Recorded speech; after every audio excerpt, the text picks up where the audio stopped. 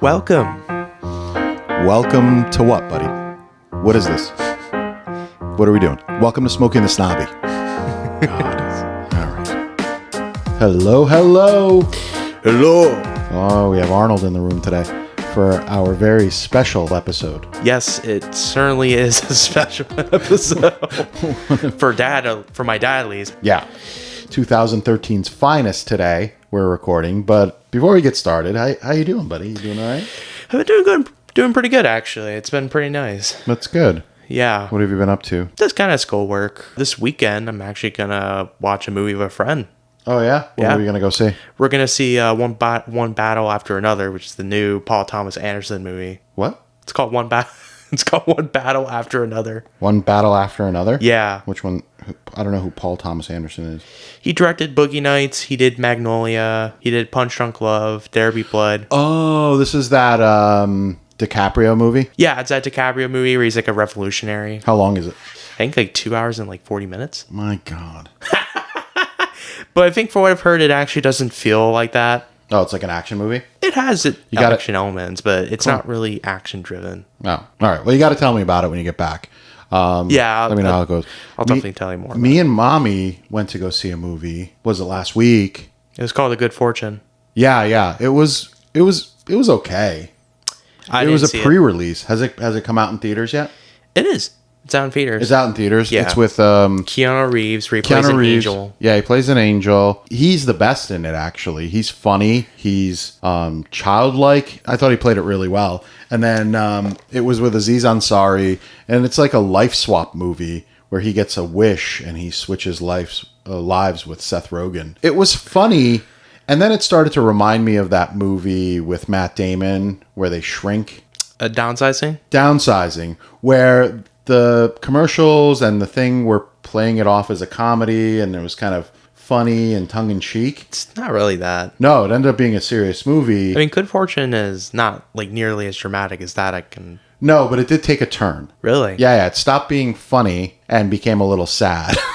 Oh, really? Wow. Yeah. But it was a good movie. We've gone to these pre-releases in the past. Yeah. You've gone to more with Mommy than I have. I've only been to 2, I think. Yeah. The last one I went to was with you, and we went to see one of my favorite movies that doesn't even register on the Smokey scale. But from a vibe perspective, Yesterday. It's a good Smokey. Yeah, Yesterday. And it's a great movie, great original movie. It's pretty good. Yeah, from what I remembered. I just haven't seen it in years. We have it. We own it. You guys got it for me for my birthday or something. I think so. Yeah. Yeah, I think we did. Socks and Yesterday. None of them compare to the movie we're talking about. To today's episode of Smokey and the Snobby. Yeah. Escape Plan. Woohoo! Starring Sylvester Stallone and Arnold Schwarzenegger. 2 of the best action heroes of almost 2 generations. Yeah, I would say 2 generations, yeah. Yeah, this one was my choice. Yep. And I think it was definitely a step up from Yee Yee. That's for sure. Well, for me, it wasn't, but, you know. Well, yeah, completely different movie. No, completely different movie, but it's fun to compare it, even though they have literally nothing to do with each other. completely different movie. So how did we get introduced to this movie? So I've actually known for this movie for quite a bit, just because it is the movie that actually has Arnold Schwarzenegger and Sylvester Stallone in a movie together, which, just for people who don't know, they've been rivals for a long time. Friendly rival, like Magic Johnson and Larry Bird. Yeah, I don't know if that rivalry was friendly for a while. It became, I think after they retired, they were friendly. On the court, they were enemies. So I think Stallone and Schwarzenegger were always vying for the same jobs. Yeah. Hell, Schwarzenegger, tricked Stallone into being in Stop or My Mom Shoot. He what? Yeah, Arnold Schwarzenegger tricked Stallone into being in Stop or My Mom Would Shoot. How did he trick him? I wouldn't even talk to Schwarzenegger during those years of competition. There would never be a moment where I'd have more than a 2-minute conversation with I don't even know what to call it, my creative enemy. I'd be like, that's probably why, because he thought the movie was bad enough he wanted to get Stallone to be a part of the movie. But why would so he tricked him into doing that movie? Yeah. I remember liking that movie. I liked, who's the lady from it? It was the lady from Golden Girls. I forgot her name. I forgot the actress's name, but it was the mom from Golden Girls. I liked it. But these guys have never done a movie together. Well, I mean, until this Schwarzenegger point. was in Expendable ones, but they never really interacted with each other. It was more so Stallone and Jason Statham. Did Expendables come out before this or after this? Before. That's wild to me. Yeah. Because this movie, I thought, was, again, similar to Equalizer. I thought this movie, like, they made it in, like, the late 90s, early 2000s again. No.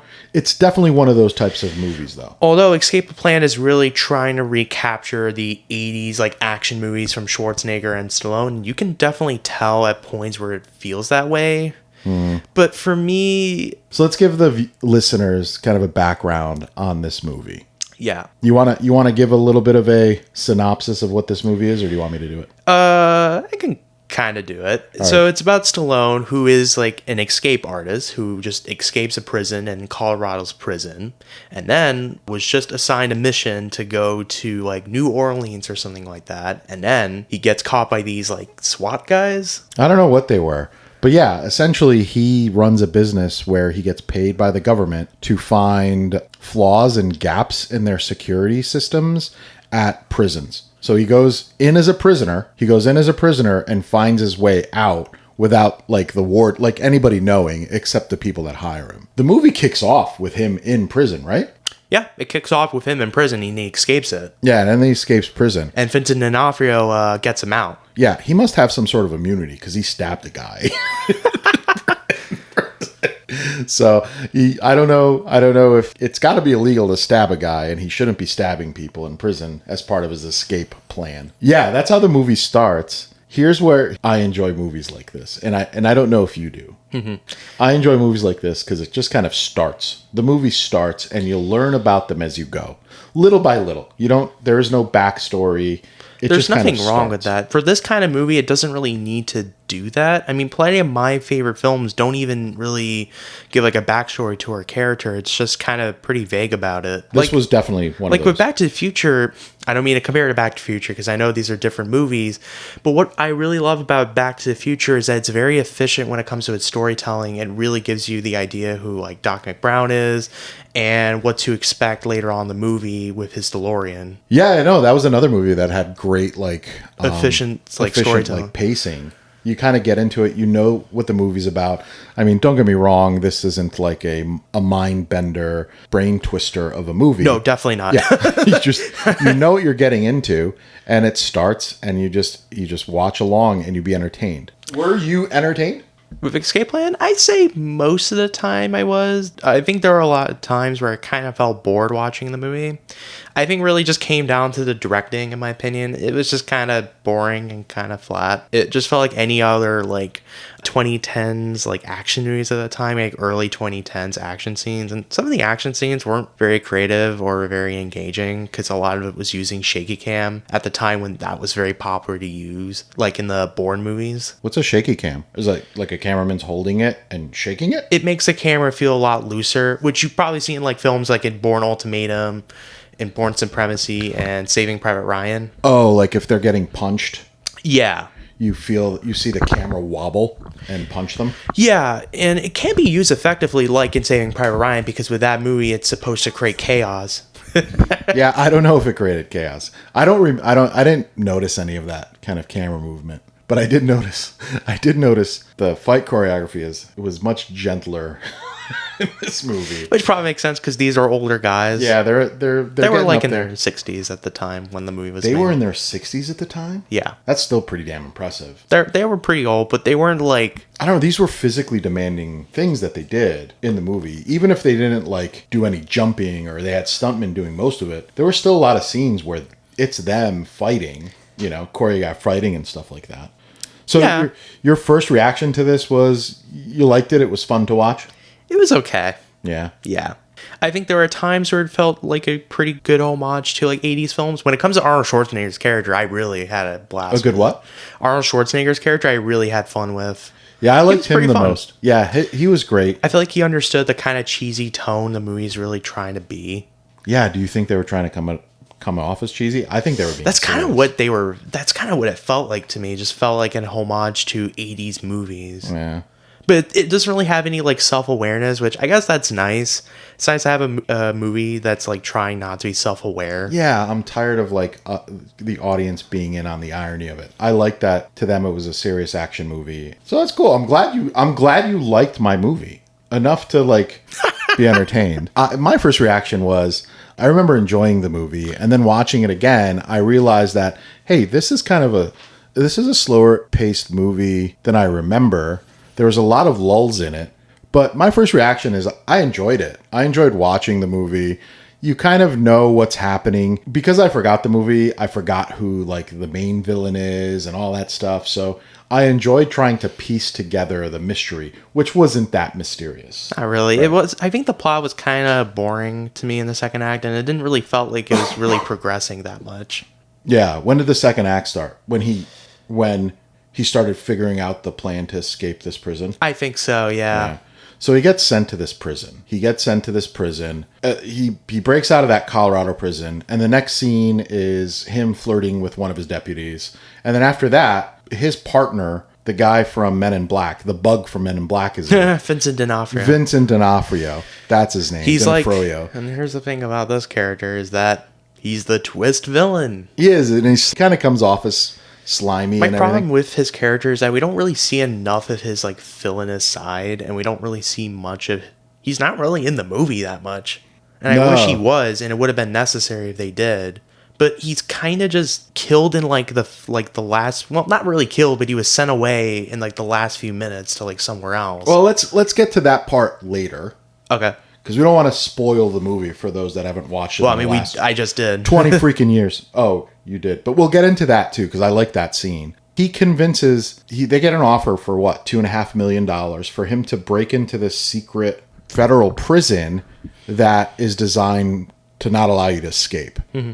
I guess he has like this book of protocols that he won't break. Like there's rules that everybody needs to abide by and rules that he needs to have in place in order for him to do any of these jobs. The safe word and they didn't really say the rules. All they said is, hey, this new job breaks all of your rules. And Stallone just casually goes, yeah, we'll do it. Yeah, we'll do it. So I guess they just had to move the movie along because if I was putting myself in that kind of danger, I wouldn't break any of the rules I establish. Like if I have 5 rules for taking a job to break out of a prison, and you break even one of those rules, I'm out. I won't do it. You're already putting yourself in danger with criminals and trying to escape, and nobody knows what you're doing there. I don't know. I think Stallone was kind of stupid. It was a stupid job. I will say I'm surprised the villains of the movie didn't even find out that he literally escaped that little like prison cell where he was like shone by light. Well, like I'm surprised they didn't find it early. He agrees to this job that goes against every fiber of his being. He then gets kidnapped. Mm-hmm. They put a little GPS in him, the people he works with, so they can keep track of him. They know where it is. They rip it out. And I'm like, wait. We both were like, wait, how do they know that was there? That's when we realized, oh, this is an inside job. Who's the villain here? Is it 50 Cent? No. Because 50 Cent was in it, and he's got Bacardi in the club. It was good. And then he gets sent off to this prison that he can't escape from. The prison was built based off of a book he wrote about prisons. So now he's stuck in this prison. Yep. What's his name? The warden. Jim Caviezel. Who? I can't say his last name right. Jim Caviezel? Yeah, I think that's his name. Jim Caviezel. Kim Faso. Kim Jong-un. Kim Jong-il. Hang on. Let's look it up. Well, my dad's looking it up, but let's see who the cast is. Dang it! I know it's right at the tip of my. He was the guy from A Passion of Christ. A Passion of Christ. Jim's Caviezel. Yeah, he's the warden there. Okay, he was all right. This is a star-studded cast, man. He was unique for sure in terms of his casting, but I don't know for his character wise. He did good. What did you think of him? I thought he was fine. He was kind of generic. Yeah. There were points where he genuinely can be like intimidating, like spraying Arnold Schwarzenegger like water in his mouth for like that long. He wasn't like a scary villain where you're not afraid of him until he starts unleashing his madness on you. Like he was so casual about waterboarding Schwarzenegger. Arnold, yeah. And then, like I said, we have 50 Cent, we have Vincent D'Onofrio. Vincent D'Onofrio. Vincent D'Onofrio. Amy Ryan. Who? Amy Ryan. Who's that? She was that girl that Stallone had a relationship. I've never seen her Florida. before that movie. What other movies has she been in? What else has she been? I think she was in The Office. She was. Oh, she was in The Michael Office? Scott's wife, actually. Oh, really? Mm-hmm. Funny. And then Sam Neill, the guy from Jurassic Park, was in it. Yeah. So it was star-studded. So he gets sent to this prison, right? And out of nowhere, Arnold is also a prisoner there, and he befriends him. But it's like, ooh, there's tension. Actually, when I was first watching the movie, I thought they didn't like each other at first. They didn't. Well, I don't. I think Stallone didn't trust him. No, he didn't trust him, but he didn't like him. They actually instantly become friends, which I didn't think was natural. It just felt way too rushed. We find out later on why Arnold was so interested in Stallone. Well, we'll mention that later, and I actually predicted this early because it was pretty obvious. Yeah, I didn't call it. Like I told you guys, this isn't this isn't Shakespeare. No. This isn't like Usual Suspects where you're constantly at the edge of your seat going, what's going on? Who's Kaiser Soze? But yeah, we figured it out. There's not a lot of action in this movie. I was surprised by that. I was thinking there would be more action scenes. I was actually surprised by that, which I don't really know if that was intentional or not, but I think it's one of those movies where I feel like more action scenes probably would have been necessary for what this movie is trying to be. It's trying to be a 80s inspired action movie, and all those movies are just entirely action driven.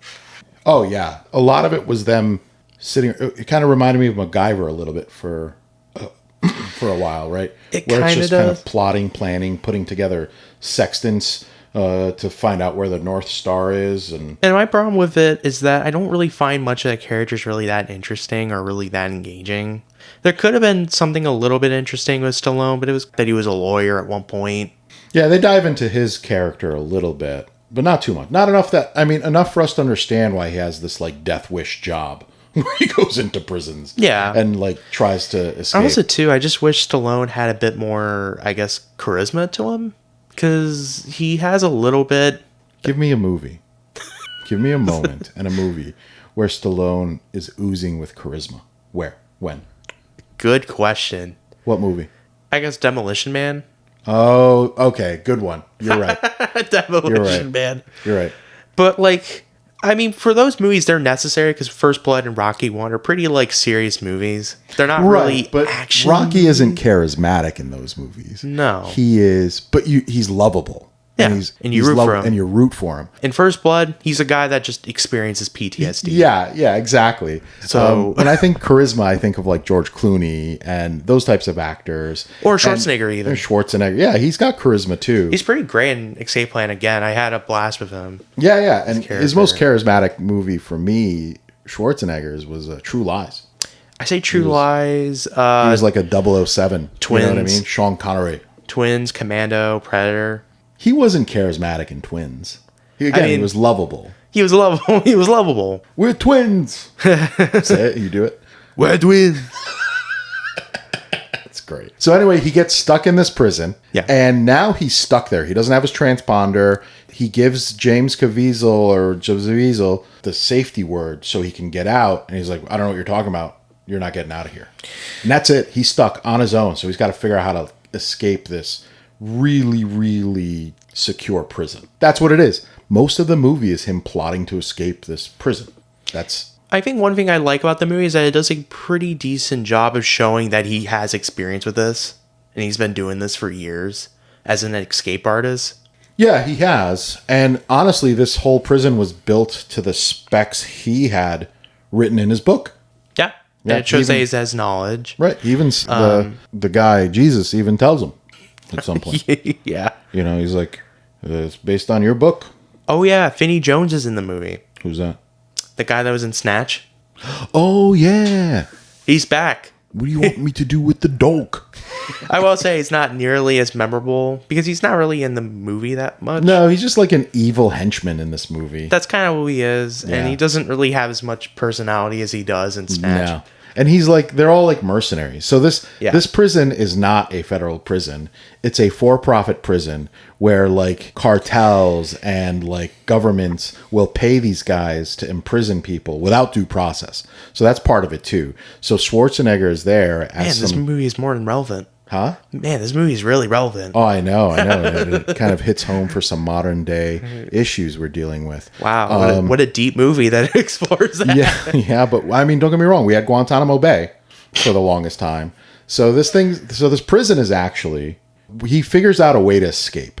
So he gets out. In this movie, apparently solitary confinement is the only way to escape prisons once you're in there. It's crazy to me. They're like they're supposedly the most secure, but they're the least secure as a plot device in this movie. Yeah. So he figures out a way to escape his solitary confinement, only to find out they're on a ship in the middle of the ocean. So even if you escape, where are you going? Can't go anywhere. It's true. I mean, they found a way with a helicopter. Yeah, I mean, the movie has to end, right? they gotta. I mean, it'd be hilarious. It'd be hilarious if this movie ended with them not escaping. It would be very funny if it ended up them not escaping, but that would have been a fun twist, don't you think? Yeah, I guess that could have been interesting at least. It definitely could have been a far more interesting of a twist than like everything we see in like the second half of the movie. Would you have been happy with that alternate ending? I would. I don't really know because this is a very different kind of movie. It's not supposed to be this dramatic like prison movie like Shawshank Redemption. It's a action. He gets out escape movie at the end. Well, he does, but But if they didn't escape, I think I would be pissed.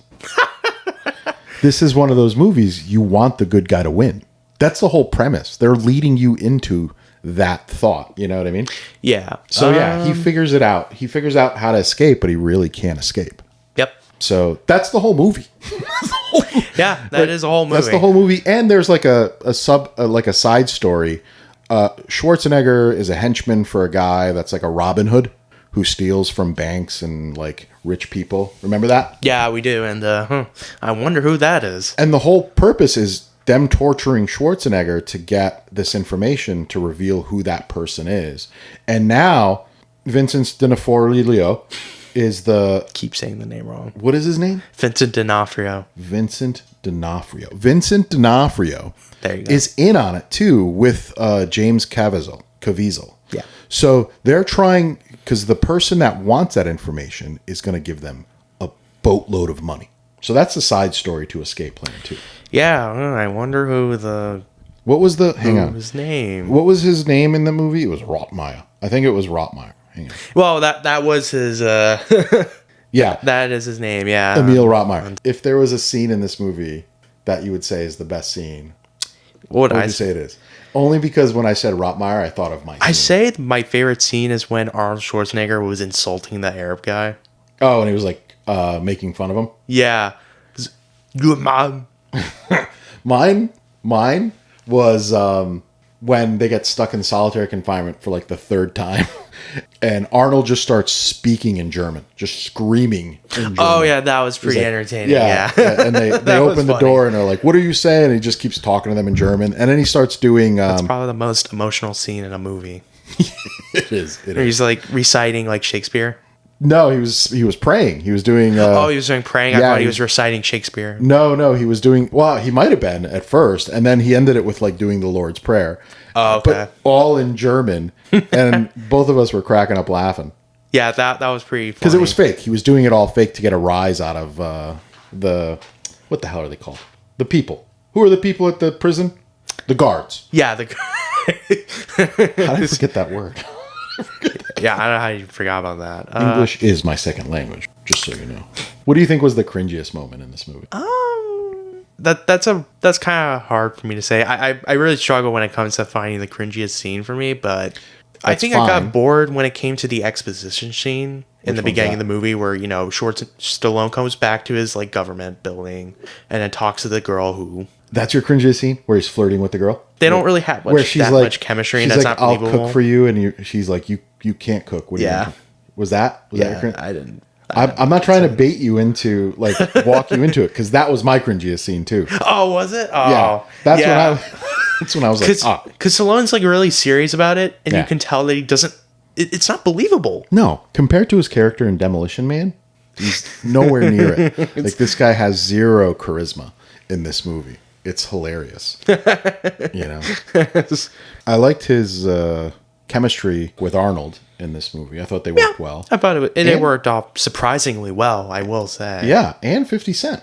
50 Cent was like devoted to Stallone. The thing is, 50 Cent he's not really in the movie that much. And he's like a hacker. We barely see any scenes with him and Stallone. Actually, we barely see those characters because they have their own like little subplot.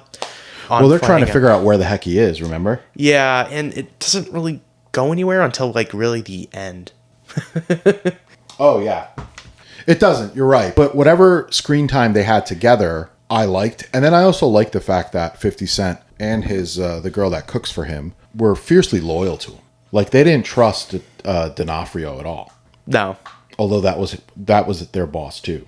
So I liked it. They went rogue. They figured it out. Like that, we figured it out too.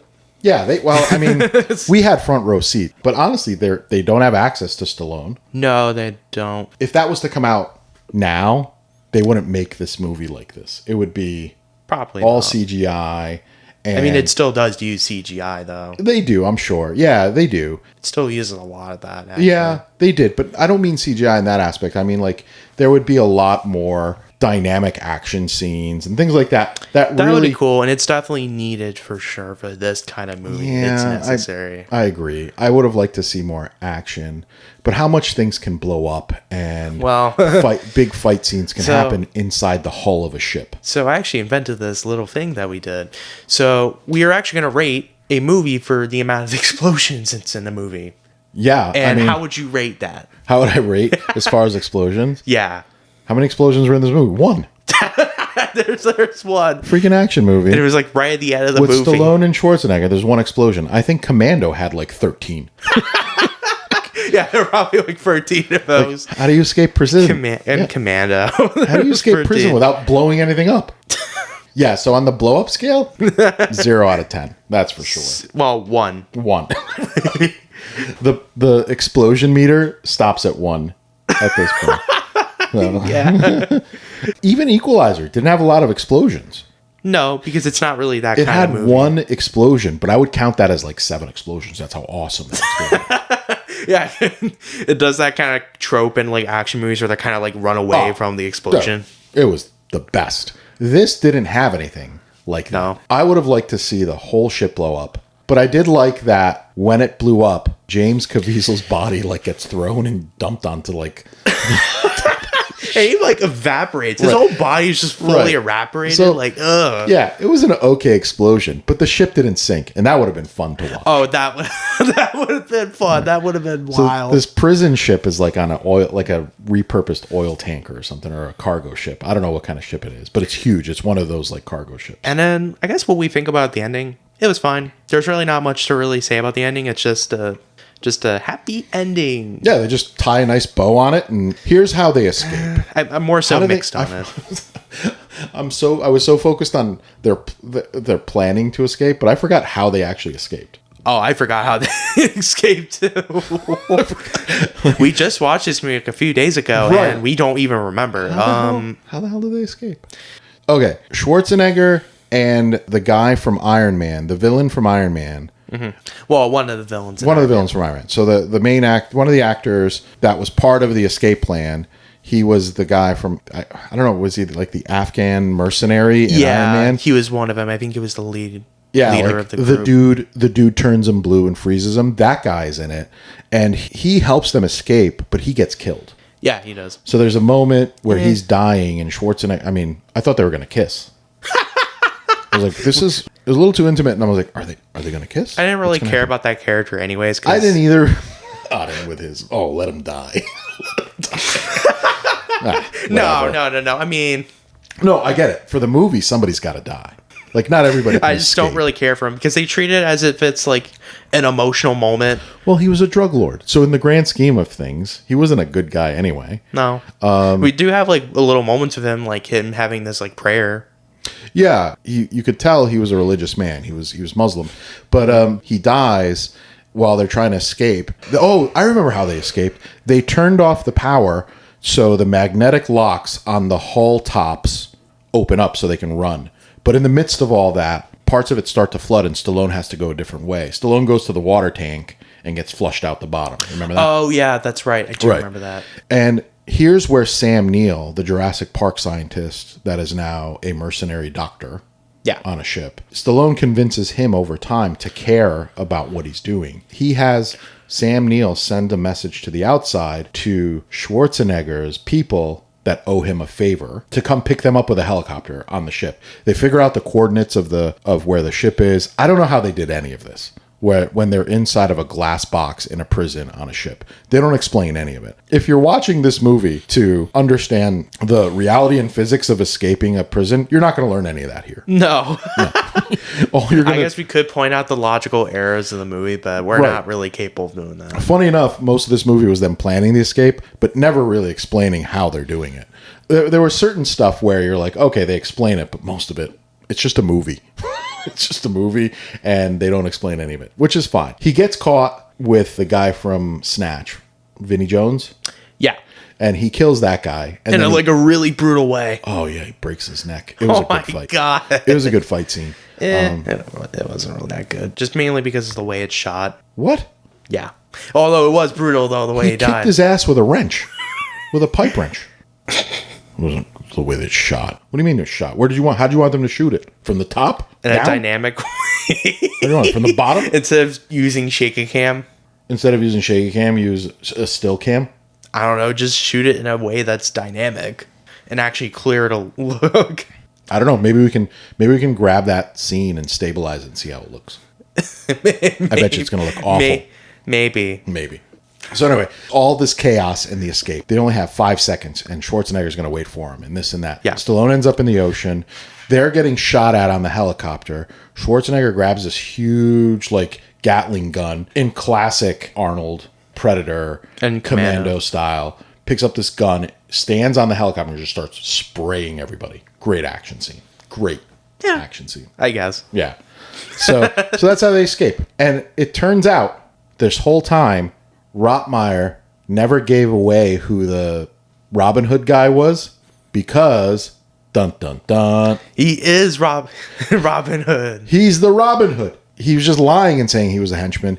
So that's how he escapes. The movie ends with them on a beach calling each other son of a bitch. You son of a bitch. Stallone had no idea. And then Stallone pieced it all together. This is why Arnold was so friendly with him and this and that. He came into the prison with the alias of, what was his name? John Portos or something? It was like a specific name. So when Schwarzenegger heard the name Portos, that was his cue to go befriend him. Because now Schwarzenegger is Robin Hood or Mannheim. That's who the Mannheim but was. Robin the Robin Hood's cooler. Right. Robin Hood is cooler. So he's the Robin Hood character in the prison too. So he was told that a guy named Portos is going to help you escape. That's how he befriended him, and that's why I was pushing so hard for Stallone to keep going, because Stallone was eventually tortured.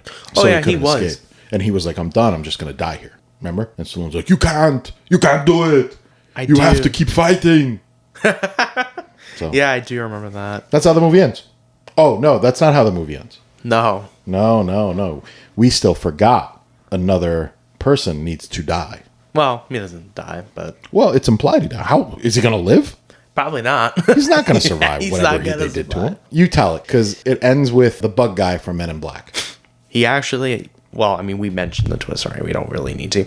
But he is the villain. He's the guy behind all of this. He is, but how do they get their revenge on him? Oh, so they basically, kidnap him. They send him away on a boat. On a boat. There you go. It's poetic. It is poetic. It's Shakespearean. I mean, hey, you know what? That's the only time it feels like a Shakespeare. Right. He is now in a prison on a boat. So they kidnap him. He's in his car. They take the car, put it in a container, and ship him off. It's stuffy in there. Was the car running? No. Oh, if it was running, he'd already be dead. But he's stuck in this container going to God knows where. And the movie ends. Yep. I think it's still one more scene where he's making fun of his girlfriend's cooking again, which, they didn't need to do that. They could have just ended with D'Onofrio screaming. Wow, what an intimidating way to for a villain. Yeah, so... It's like, oh no, he makes fun of his wife's cookies. In a nutshell, it's a good movie. What would you rate this movie on your cockamamie scale? It's not cockamamie. It's kind of cocky. I give it a 6 out of 10. A 6 out of 10? What did you give that other crappy movie? 7 out of 10. Wow. Wow. But again, those are very different movies on what they set out to accomplish. Yeah, but you ripped through like 8 or 9 different things you used to rate it. This is a first, folks. Auden gives it a 6 out of 10. I'm impressed. I am impressed. I chose well then. I did good. Yeah. I did good. How would you rate this movie? In Smokies? Yes. It's How would you rate this? It's an automatic 1 Smoky each for those action heroes. Okay. So right out the gate, 2 Smokies, right? Before the movie even starts. Okay. Okay. By the middle of it, I was at like 5 Smokies because nothing's really happening. But by the end of it, I was at 7 Smokies because that explosion was fun. That's not far from my rating. No, it's not. We're pretty close on this one. Yeah. We're pretty close on this one. But you liked it for your reasons. I liked it for mine. I liked it because I just like watching people get beat up, their faces smashed in these types of movies. Anyway, I'm expecting a lot of like yes, okay. ass kicking. You know what I mean? All right. And a lot of like one-liners. There's definitely a couple of that. I would have given it 8 Smokies if they had better one-liners. Schwarzenegger had good one-liners. I wish they were more memorable, like Schwarzenegger had in the past, but they're not bad either. They're pretty decent. Right. There was no one-liners we could walk away from that we could quote. But there's others in other movies they've done where we could quote them. I think this was a good pick then. We do this tradition where we look at Rotten Tomatoes and IMDb. Yeah, let's see what Rotten Tomatoes says. Come on. He's looking up Rotten Tomatoes right now, and let's read the critic reviews. Yeah. Oh my god, it's all the splat. Oh, here we go. Yeah, it's 50%. J.D. Duran, In Session Film. Overall, it's fun, it's cheesy, it's chaotic, and it's good. You gotta love these guys together. It's true. Yeah. I guess. And let's see. Let's find somebody from a reputable. Okay. Like what reputable source? I don't know. It's all. Oh, Auden, there's a lot of tomatoes. Yep. So let's do from the New York Post. Again, Schwarzenegger misses no opportunity to be hilarious. How many actors can make you chuckle even when they're being waterboarded? It's true.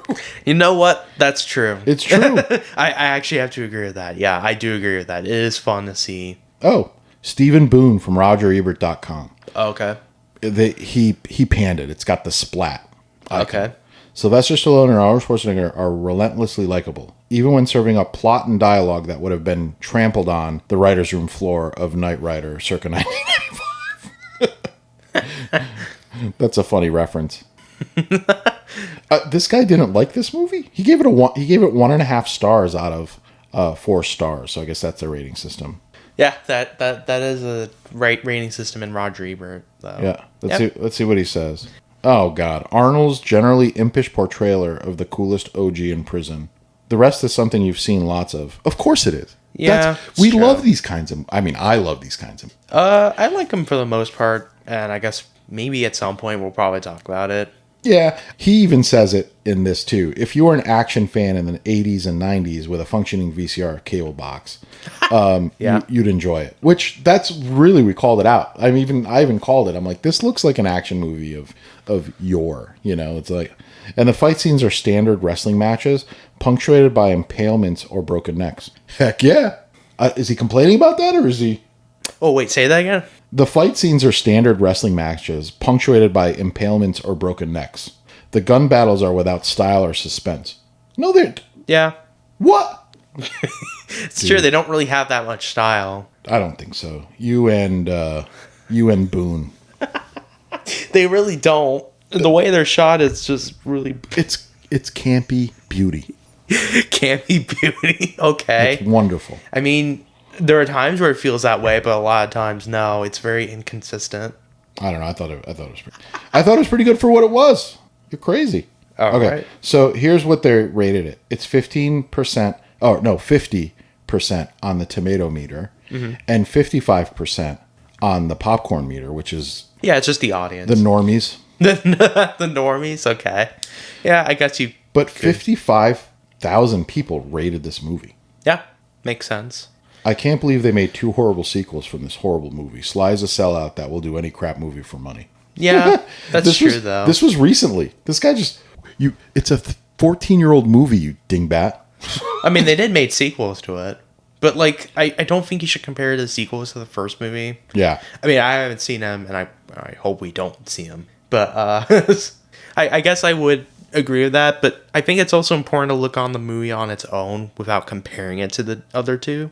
Yeah, I don't know. We're not watching the other two. No, I hope not. Right. It'll ruin it. No, definitely. This guy gave it 2 stars. Silly flick I watched last night. Bad acting by all, sadly. I mean, not really. Not really too bad. Listen to this guy. The screenplay is weak. I mean, who cares? I mean, it's not perfect in any way, but it's not trying to be this like complex, deep movie, and it's not trying to be that. It would have been nice to have like character Sylvester Stallone have a bit of personality and charisma to him, but maybe a little bit of like depth to him, and we get that a little bit. I wish there was a little bit more to it. Then I wouldn't like the movie. Because that's just them. Why? Because that would just be them trying too hard. That's just them trying too hard. Like Oppenheimer. They tried too hard. I wouldn't say Oppenheimer, but you know. They tried too hard. They didn't try too hard. Gorp Thumamelo T rated a 3.6 out of 10. Anyways, I really have nothing to say about this movie. I mean, it's cool to see Sylvester Stallone and Arnold in something together, but like meh, I was kind of bored. This guy actually typed this out and clicked submit. It kind of was boring, though. Yeah, but he gave us nothing in this review. Did he actually? Yeah, that's it. That's everything. That's it? Review. Yeah. He didn't go in depth with anything? It's like that Spanish guy in Yee. Oh, yeah, true. 3 hours of my life gone watching this shit. Actually, you know what? That was funny. That tells us plenty. Funny review. Yeah, that tells us plenty. I don't think most of the world agrees with our rating, but for what it was, I thought it was good. I thought it was okay. Yeah. Probably not going to watch again, but you know. No, and I bet you it made plenty of money in the box office. How much did this thing make? I think it made a decent amount. Let's see.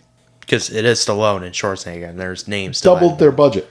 Really? Yeah. It cost $54 to $70 million to make, and it brought in $137 million. That's pretty good. Yep. That's not bad. That's actually pretty good. Again, another movie that I contribute none of that to. Because I didn't see I think the first time you saw it was actually like a few days ago. No, that was the second time. I've seen it before. But for the longest time, I thought it was another movie. Oh, really?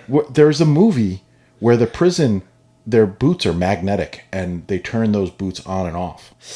I don't know. I mean, let us know what movie that is, because we don't know. Magnetic He's looking it up right now. Movie. Okay, well. Oh, that's Face Off. Oh, Face Off. In Face Off, not they go even to the prison. same year. Oh, that's a good movie, though. Maybe we'll talk about it. Do you think Nick Cage is charismatic? He's more insane. Yeah. If anything, he's more unhinged instead of being charismatic. Do you think Travolta is? John Travolta, yeah. He's kind of unhinged. Maybe. No, charismatic. No. No, I don't think so either. Well, all right, everybody. I think that's it. If you like slow-moving action movies where one thing blows up, if you like Stallone and Schwarzenegger in a movie together, which I mean on paper that's a great idea. Yeah, not as good like as DeVito and Schwarzenegger in a movie together, but obviously nonetheless, no. But yeah, you'll enjoy it. Yeah, it's only an hour and 15. If you really like action movies with Stallone and Schwarzenegger, it is right up your alley. Right, it's just under 2 hours, so yeah, you can bang it out. Well, thanks everybody. We'll catch you on the next one. Thank you. Bye. Bye. Don't trust California. Don't do it.